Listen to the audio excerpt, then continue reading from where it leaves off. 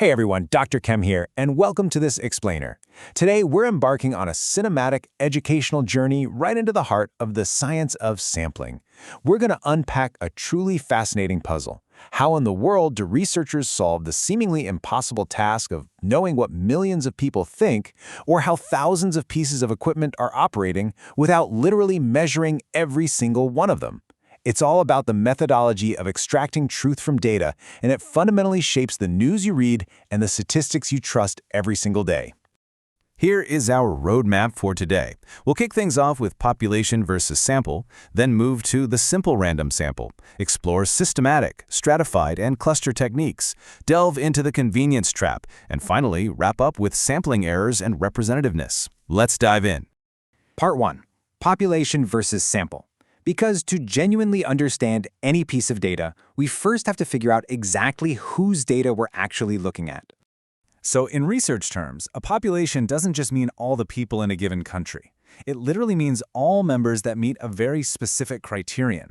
That could be all professional football players, all 10-year-olds in a specific school district, or, I don't know, all automobiles manufactured in Michigan back in 2003. Now, if researchers actually manage to include every single member of that population in their study, we call it a census. But let's be real here. Conducting a true census is usually way too expensive, it's a logistical nightmare, and it takes an incredible amount of time. Because a census is so rare, researchers have to rely on a sample. You can think of a single member of your target group as an element. When you select only a handful of these elements from the broader population, you've got yourself a sample. It's kind of like tasting just one spoonful of a well-stirred pot of soup to know exactly how the whole batch tastes. If you're studying the effect of TV violence on children in the US, you obviously can't observe every single child. Instead, you select a representative sample to make highly educated estimates about the whole population.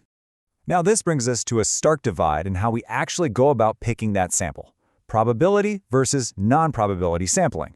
Probability methods mean every single element has a known chance of being included.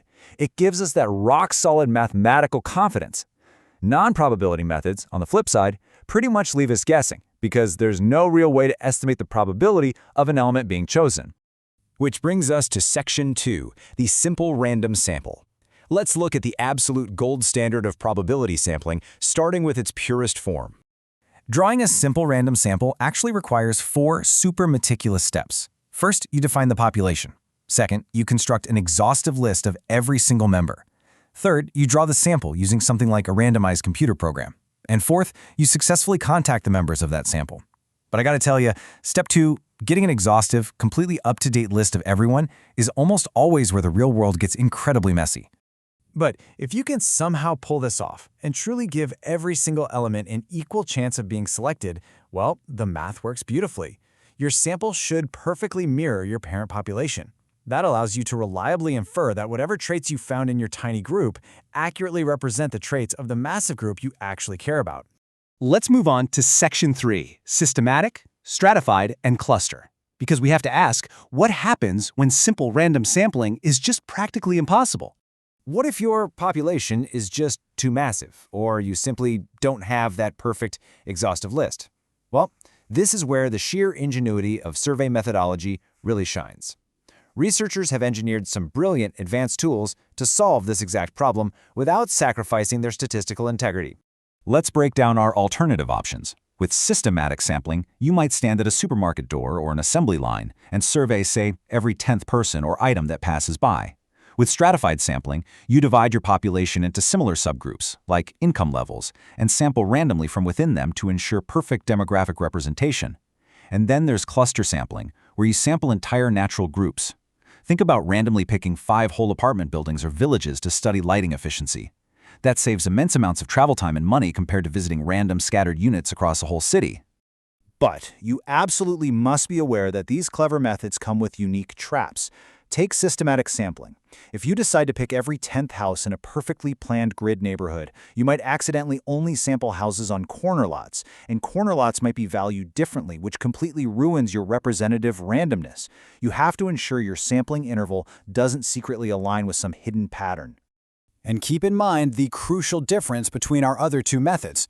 We stratify to intentionally capture similarities, making sure our subgroups like race, education, or income are mathematically represented, but we cluster simply because people or equipment are already grouped together geographically in the real world, and it's just economically necessary to sample them together. All right, Section 4, the convenience trap. It is time to explore the dark side of data gathering, the real anti-hero of our story today. Enter convenience sampling. This is where most everyday research actually happens, and it is exactly what it sounds like. Researchers use participants simply because they're readily accessible, inexpensive, and available right then and there. Think of a mall intercept survey, or a psych study conducted entirely on university freshmen who just need course credit. Sure, it's cheap. It requires almost zero planning compared to random sampling, and it's heavily used, but it comes at a massive cost to external validity. The absolutely crucial scientific rule you have to remember here is this: the findings can only be generalized to the subpopulation from which the sample is drawn.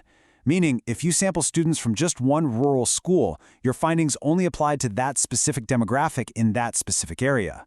They do not apply globally to all students everywhere. And this is a trap that even major, well-funded studies fall into. Researchers will sometimes extract massive data sets from a specific healthcare or insurance database and confidently call it a population-based study just because they have millions of records.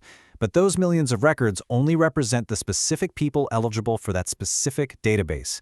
At the end of the day, it is still just a massive convenience sample. You cannot magically generalize those findings to uninsured people or folks in entirely different healthcare systems. Finally, Section 5, Sampling Errors and Representativeness. Let's tie this whole explainer together by looking at the fallout. What actually happens to our statistics when sampling goes totally wrong? Imagine for a second you do everything right. You randomly select a perfect sample from a perfect list, but 80% of the people you contact just don't respond to your survey. You might think, hey, the 20% who did respond are good enough. But what if those 80% who ignored you share a specific trait? What if they are radically different from the 20% who answered? That non-response completely destroys the representativeness of your entire study. This perfectly highlights the two types of errors we constantly fight against. Random sampling error is just the natural variance you expect simply because a sample is only an approximation. But systematic error, that is the fault of the investigation itself, like poor design or bias. Think back to the infamous Literary Digest poll that spectacularly failed to predict the US presidency. That wasn't just bad luck, that was a massive systematic error caused by a terribly flawed convenience sample. They pulled people from telephone directories and automobile registrations during the Great Depression, which completely failed to represent the true voting population. Science has incredible tools to find the truth, but those tools demand rigor. A study is literally only as trustworthy as the sample it's built upon. So tomorrow when you read a compelling headline or some shocking statistic on your feed, I want you to stop and ask yourself, who exactly was in the room when they collected that data? Always question the sample before you trust the statistic. I'm Dr. Chem. Thank you so much for joining me on this explainer, and I'll leave you with this. What other facts do you believe right now that were built on a broken sample?